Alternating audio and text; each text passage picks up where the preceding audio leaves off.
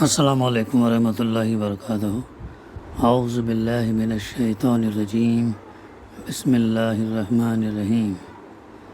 افلا ينظرون الى الابل کیف خلقت والى السماء کیف رفعت والى الجبال کیف نصبت والى الارض کیف سطحت فذکر انما انت مذکر لست علیہم بمسیطر الا من تولی وکفر فیعذبہ اللہ العذاب الاکبر ان الینا ایابہم ثم ان علینا حسابہم۔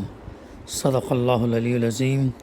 رب اشرح لی صدری ویسر لی امری واحلل عقدۃ من لسانی یفقہوا قولی رب زدنی علما۔ یہ لوگ اگر نہیں مانتے تو کیا یہ اونٹوں کو نہیں دیکھتے کہ کیسے بنائے گئے، آسمان کو نہیں دیکھتے کہ کیسے اٹھایا گیا، پہاڑوں کو نہیں دیکھتے کہ کیسے جمائے گئے، اور زمین کو نہیں دیکھتے کہ کیسے بچھائی گئی۔ اچھا تو اے نبی صلی اللہ علیہ وسلم، نصیحت کیے جاؤ، تم بس نصیحت ہی کرنے والے ہو، کچھ ان پر جبر کرنے والے نہیں ہو۔ البتہ جو شخص منہ موڑے گا اور انکار کرے گا تو اللہ اس کو بھاری سزا دے گا۔ ان لوگوں کو پلٹنا ہماری طرف ہی ہے، پھر ان کا حساب لینا ہمارے ہی ذمے ہے۔ معزز حاضرین، سورہ الغاشیہ کی تفسیر کا سلسلہ الحمدللہ جاری ہے۔ ابھی میں نے آپ کے سامنے آیت نمبر 17 سے اس صورت کی اختتامی آیت نمبر 26 تک کی تلاوت اور ترجمانی پیش کیا۔ آیت نمبر 17 سے اللہ سبحانہ تعالیٰ نے ان نشانیوں کا تذکرہ کر رہا ہے جو انسان آئے دن اس کے مشاہدے میں آتی ہیں اور بلکہ اس کو استعمال بھی کرتا ہے، خصوصاً اونٹوں کے تعلق سے، اور آسمان کو نہیں دیکھتے کہ کیسے اٹھایا گیا، پہاڑوں کے تعلق سے جو مکہ جو ہے پہاڑوں کے اطراف گھیرے ہوئے تھا، اور پہاڑ اتنی اونچائی اور اتنی جو ہے سخت چیز، تو اللہ تعالیٰ ان نشانیوں کا تذکرہ کر کے انسان کو جھنجھوڑ رہا ہے کہ دو لوگوں کی یہ بتائی گئیں خصوصیات بتائی گئیں، ایک ان لوگوں کی جو جہنم میں جانے والے ہیں اور ان کا استقبال کیسے ہوگا وہ بتایا، اور دوسرے وہ جو جنتی ان کا استقبال کیسا ہوگا وہ اس سے پہلے آیا۔ اس کے بعد ان نشانیوں کا تذکرہ کیا۔ یہ نشانیوں کا مطالعہ گزشتہ ہماری اس میں آیا۔ اب آگے اونٹوں کے تعلق سے آیا، آسمان کو نہیں دیکھتے اس کے تعلق سے آیا، اور پہاڑوں کو نہیں دیکھتے کہ کیسے جمائے گئے، اس کے تعلق سے بھی ہم مطالعہ کر چکے ہیں۔ اور آگے وَإِلَى الْأَرْضِ كَيْفَ سُطِحَتْ، اور زمین کو نہیں دیکھتے کہ کیسے جو ہے یہ بچھائی گئی ہے۔ تو یہ بڑی اہم نشانیاں ہیں۔ زمین سب کی نظروں کے سامنے بچھی ہوئی ہے، وہ زندگی، سیر اور سفر اور ہر طرح کی عملی جدوجہد کے لیے ہموار اور موزوں ہے۔ زمین کو اس طرح انسانوں نے نہیں بچھایا ہے، وہ انسانوں کے وجود سے قبل اسی حالت میں تھی، انسان کے آنے سے پہلے ہی زمین وجود میں تھی۔ تو کیا وہ زمین کو نہیں دیکھتے؟ کیا وہ اس سلسلے میں غور و فکر نہیں کرتے؟ وہ یہ نہیں معلوم کرتے کہ کس نے زمین کو اس طرح بچھایا اور زندگی کی سرگرمیوں کے لیے اسے موزوں بنایا؟ یہ مناظر گہری نظر اور معمولی غور فکر کے بعد انسانی دل کی حقیقت تک رہنمائی کرتے ہیں، اور یہ بات وجدان کی بیداری، قلب کی زندگی اور ان مخلوقات کے خالق کی جانب روح کو متحرک کرنے کے لیے کافی ہیں۔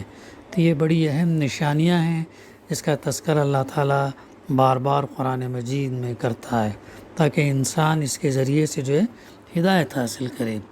کائنات کے اس مجموعی منظر کی سوری ہم آہنگی اور تناسب کے حسن اور جمال پر تھوڑی دیر کے لیے رک کر نظر ڈالتے ہیں، یہ اس لیے کہ ہم یہ دیکھ سکیں کہ کس طرح قرآن مجید دینی وجدان کو فنی حسن اور جمال کی زبان سے خطاب کرتا ہے، اور کس طرح ایک مومن کی حس میں جو کائنات کے حسن اور جمال کا شعور رکھتا ہے، دونوں چیزیں ہم آگوش ہو جاتی ہیں۔ کائنات کا یہ مجموعی منظر بلند آسمان اور بچھی ہوئی زمین پر مشتمل ہے۔ زمین اور آسمان کے درمیان کی انتہائی وسیع و عریض مسافت میں کھڑے ہوئے پہاڑ ابھرتے ہیں، گڑھے ہوئے اور ڈالے ہوئے نہیں، اور ابھرے ہوئے کوہانوں کے ساتھ اونٹ سامنے آتے ہیں۔ بعید ترین فاصلے کے منظر میں دو افقی خط اور دو خط الراس، مگر یہ سب باہم متناسب و ہم آہنگ ہے، جیسا کہ قرآن کا طریقہ ہے کہ وہ جمال کے ساتھ مناظر کو پیش کرتا اور ان کی تصویر کشی کرتا ہے۔ اور عالم آخرت کی سیر اور کائنات کے نمایاں مظاہر کی اس سیر کے بعد قرآن کا رخ رسول اللہ صلی اللہ علیہ وسلم کی طرف ہو جاتا ہے۔ قرآن مجید واضح کرتا ہے کہ رسول اللہ صلی اللہ علیہ وسلم کے فرائض کی حدود کیا ہیں، اور آپ صلی اللہ علیہ وسلم کے وظائف و اعمال کی فطرت اور مزاج کیا ہے۔ آخر میں وہ مخاطبین کو خطاب کر کے ایک ایسی بات کہتا ہے جو ان کے دل میں اتر جانے اور انہیں بیدار و آگاہ کرنے والی ہے۔ کیا ہے وہ؟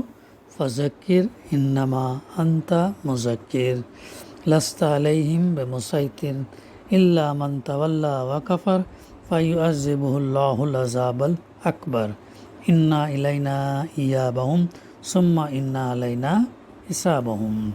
تو یہ نشانیاں پیش کرنے کے بعد میں اللہ سبحانہ و تعالیٰ جو ہے ان آیات کا تذکرہ کرتا ہے کہ سید قطب شہید اپنی تفسیر میں لکھتے ہیں تو تم یاد دلاتے رہو، تم صرف یاد دہانی کرنے والے ہو۔ مولانا مودودی نصیحت کے لیے فذکر نصیحت کر، یہاں پر یاد دلانا تو ریمائنڈ کرانا ہے، تو تم صرف یاد دہانی کرنے والے ہو، تم ان پر جابر اور مسلط نہیں ہو۔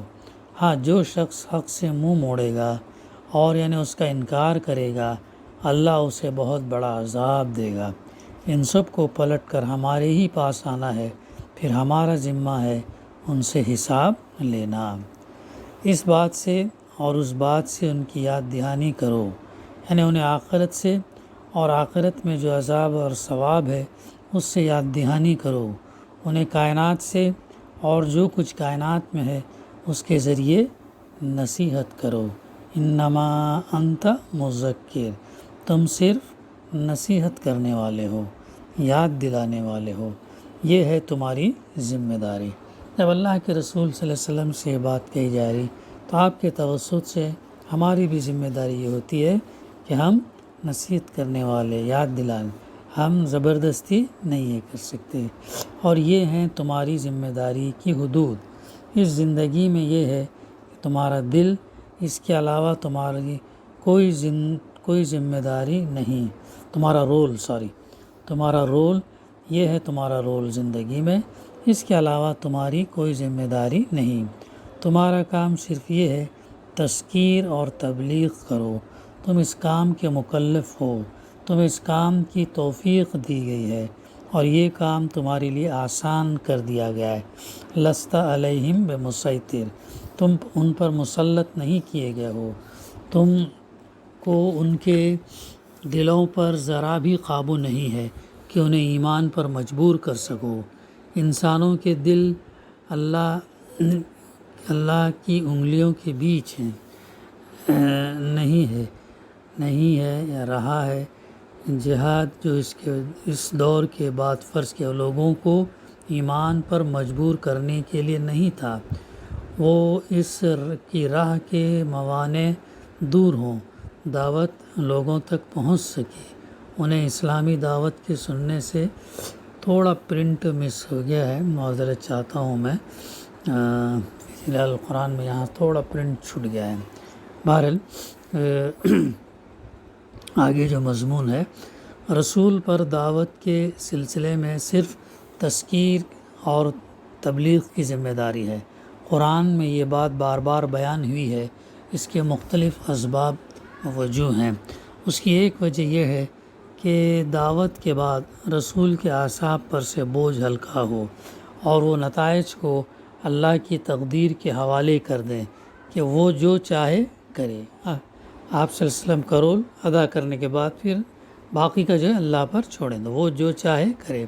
حقیقت یہ ہے کہ داعی انسان کو اس بات کی شدید خواہش ہوتی ہے کہ لوگ اس دین کو جو سر تا پیر خیر ہے قبول کر لیں اور دعوت حق کامیاب اور سربلند ہو۔ داعی کو اس سلسلے میں شدید اصرار و الحاح ہوتا ہے۔ اس انسانی فطرت کے پیش نظر اس بات کی ضرورت محسوس ہوئی کہ بار بار اس طرح کی توضیح کی جائے تاکہ داعی اپنے نفس اور مرغوبات کی گرفت سے نکل کر دعوت کے میدان میں آئے اور پوری یکسوئی کے ساتھ دعوت حق کی ذمہ داریاں ادا کر سکے۔ خواہ اس دعوت کی قبولیت کا حال اور انجام کچھ بھی ہو، وہ اس فکر میں مبتلا نہ ہو کہ کون ایمان لا رہا ہے اور کون دعوت کا انکار کر رہا ہے، خصوصاً اس وقت جب دعوت کے سلسلے میں حالات شدید ہوں، دعوت کی قبولیت کم اور اسے اعراض کرنے والے اور اس کے مخالف زیادہ ہوں۔ اس وقت داعی کا دل فکر اور غم سے بوجھل نہ ہو۔ کتنی بڑی تسلی یہاں پر دی جا رہی ہے۔ یہ بات کہ انسان اللہ کی دعوت کی سربلندی اور اس میں جو خیر اور رحمت ہے اسے انسانوں کو بہراور کرنے کے لیے سلسلے میں شدید رغبت رکھتا ہے۔ اس سے واضح ہوتی ہے کہ اللہ کے رسول صلی اللہ علیہ وسلم کو بار بار سمجھایا گیا کہ ان کی ذمہ داری صرف تذکیر اور تبلیغ ہے اور بس۔ حالانکہ رسول اللہ کا تربیت یافتہ اور اپنی حدود اور اللہ کی تقدیر اور منصوبہ بندی کا سب سے زیادہ جاننے والا ہوتا ہے، اس کے باوجود مختلف اوقات میں اس توضیح کی بار بار ضرورت پیش آتی ہے کہ اس خواہش کو کنٹرول کیا جا سکے۔ یہ ہے اللہ کے رسول کی حد، لیکن دعوت کا معاملہ اس حد پر ختم نہیں ہو جائے گا اور دعوت کو جھٹلانے والے سزا پائے بغیر بچ کر نہیں جا سکیں گے۔ بلا شبہ اللہ موجود ہے اور سب امور اور معاملات کا انجام اسی کی طرف اور اسی کے ہاتھ میں ہے۔ الا من تولی وکفر فیعذبہ اللہ العذاب الاکبر۔ ہاں، جو شخص یعنی حق سے منہ موڑے گا اور اس کا انکار کرے گا، اللہ اسے بہت بڑا عذاب دے گا۔ ان سب کو لازماً اللہ اور صرف اللہ کی طرف لوٹ کر جانا ہے۔ پھر یہ ایک قطعی اور حتمی امر ہے کہ اللہ اور صرف اللہ انہیں ان کے اعمال کی جزا یا سزا دے گا۔ یہ پلٹ کر کہیں اور نہیں جا سکتے۔ انسان جو ہے پلٹ کر اللہ کے علاوہ کہیں اور جا نہیں سکتا، اللہ کے پاس ہی اسے پلٹنا ہے۔ انا الینا ایابہم ثم انا علینا حسابہم۔ بے شک ان سب کو پلٹ کر ہمارے ہی پاس آنا ہے، پھر بے شک ہمارے ذمے ہے ان سے حساب لینا۔ یہ ہے اللہ کے رسول صلی اللہ علیہ وسلم اور ان کے بعد ہر داعی کے رول کی حد، لمٹ۔ خوب جان لو، تم صرف یاد دلانے والے اور تبلیغ کرنے والے ہو، اس کے بعد ان کا حساب اللہ کے ذمے ہے۔ انہیں لوٹ کر لازماً اس کے پاس جانا ہے، اس سے انہیں کوئی مفر نہیں، وہی ان سے حساب لے گا اور وہی انہیں جزا یا سزا دے گا، اس سے بچنے کی کوئی شکل نہیں ہے۔ البتہ یہ بات اچھی طرح سمجھ لینے کی ہے کہ تذکیر میں یہ بات بھی داخل ہے کہ راہ کے موانع دور کیے جائیں، رکاوٹیں جو ہے اس راستے کے دور کیے جائیں تاکہ دعوت حق بآسانی سب لوگوں تک پہنچ سکے اور تذکیر، نصیحت، یاد دلانی کی تکمیل ہو سکے۔ یہی ہے اسلام میں جہاد کا رول، جیسے کہ قرآن مجید اور سیرت رسول دونوں سے یکساں طور پر واضح ہے۔ اس میں نہ افراط صحیح ہے اور نہ تفریط، نہ پلس نہ مائنس، جیسا ہے ویسا ہی ہمیں پیش کرنا ہے۔ بیچ میں وہ تھوڑا سا پرنٹ آؤٹ چھوٹ گیا تھا۔ اور اسی کے ساتھ اس صورت کی تفسیر کا سلسلہ اختتام پر پہنچتا ہے۔ دعا ہے کہ اللہ سبحانہ و تعالی ہمیں کہنے سننے سے زیادہ عمل کرنے کی توفیق عطا فرمائے اور صحیح طریقے سے ہم اس صورت کی تفسیر کو عکس کر سکیں، اور اللہ تعالی ہمیں قیامت کے دن ان ہولناکیوں سے بچائے اور اپنی امان میں رکھے اور ہمیں جنت میں داخلہ دے۔ ربنا تقبل منا انک انت السمیع العلیم وتب علینا انک انت التواب الرحیم۔ صلی اللہ تعالی علی خیر خلقہ وعلی آلہ وصحبہ اجمعین، الحمد للہ رب العالمین۔